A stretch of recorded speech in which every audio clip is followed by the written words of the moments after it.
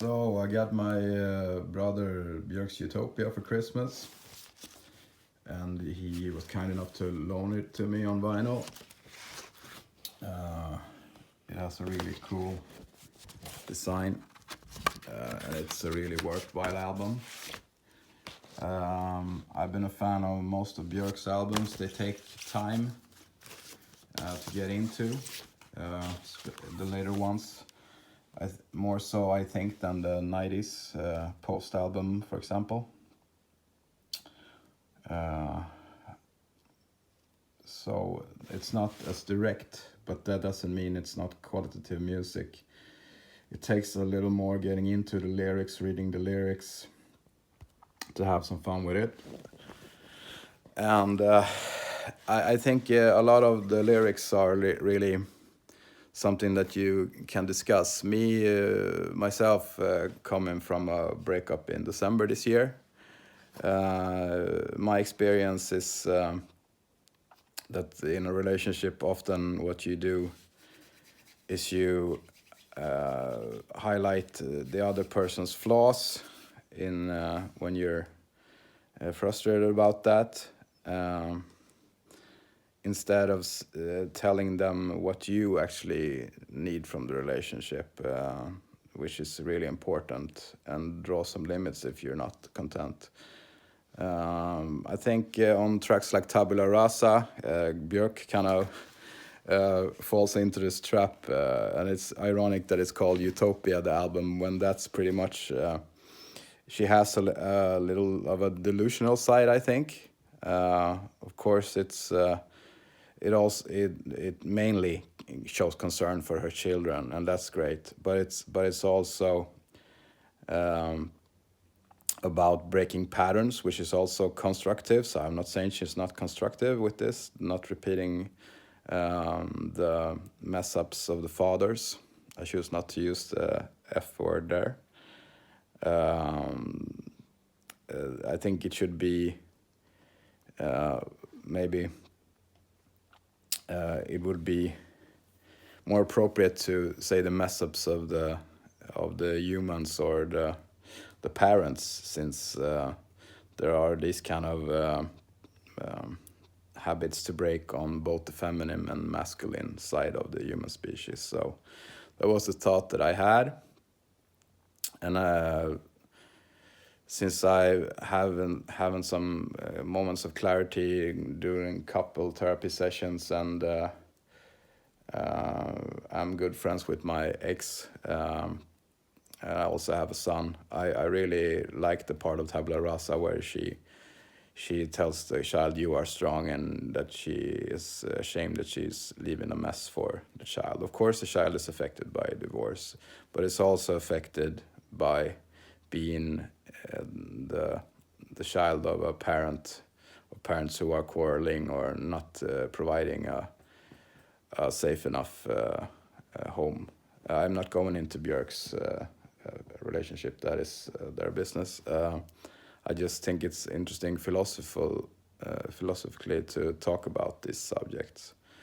So I'm definitely understanding of Björk wanting to show her side of what she feels about that, and she did that even more and more personally on the Vulnicura album, which is also a great album, which I've listened to a lot, and has helped me along with this, with my own separation.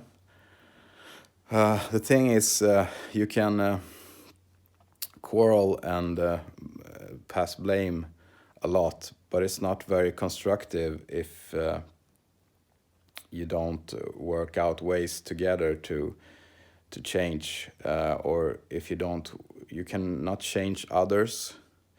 You can tell how you feel about something, but when you fight, nobody really wins. And I think that it's somehow I've come to realize that you can only work on yourself, like many others have realized before me, of course. But it's something that you can really apply. If it's true to you or not, that's something for you to decide, of course. What's right or wrong or true or false is only based on your values and opinion, really. And also, of course, the effects of something having a bad effect on you or others. Then it can be more factual. So I just thought it was interesting to discuss that track a bit. I think Future Forever is another favorite on the last side of the last vinyl. Really enjoy this one. And Feature Creatures is also really good. Sumi makes me laugh because it has a great theme, and it becomes comical with the chorus. I think overall it's not a hook-driven album. It's more a lyric-driven album and atmosphere-driven album. So it's more like Velvet Underground. You get into a vibe, so like some of the songs. Some of the songs have great hooks, of course. But tracks like Body Memory and is more direct. It's the closest that she gets to like a single on this album. The single Gate is a really bold track to have as a single. It's not a typical short single, it's a long one, and it has a lot of it takes a while to get into, so it kind of shows the vibe of the album, that even the first single is kind of hard to grasp at first. But for all of you who listen to great albums like Melancholy and Infinite Sadness or Radio's OK Computer or The Wall, you know that if you invest your time into an album, you often get a lot back too, even if it's harder to, not as direct as the Beatles or something, to get into. So it can definitely be worthwhile anyway, even if you don't understand it at first. It takes a few spins more, but it's also more lasting then, and you can listen to it more than something like Hard Day's Night, where if you spin it once or twice in a month, then you don't want to listen to it like that often. But this record you can put on from day to day and not be bored with it, because you discover new things. And if you hook up some good speakers like the Q15s here, you can also notice sounds that you haven't noticed on the vinyl before, or the FLAC files, or the CD. So yeah, I give this record a high rating. I give it a light 4. I think it's very good. I think it has some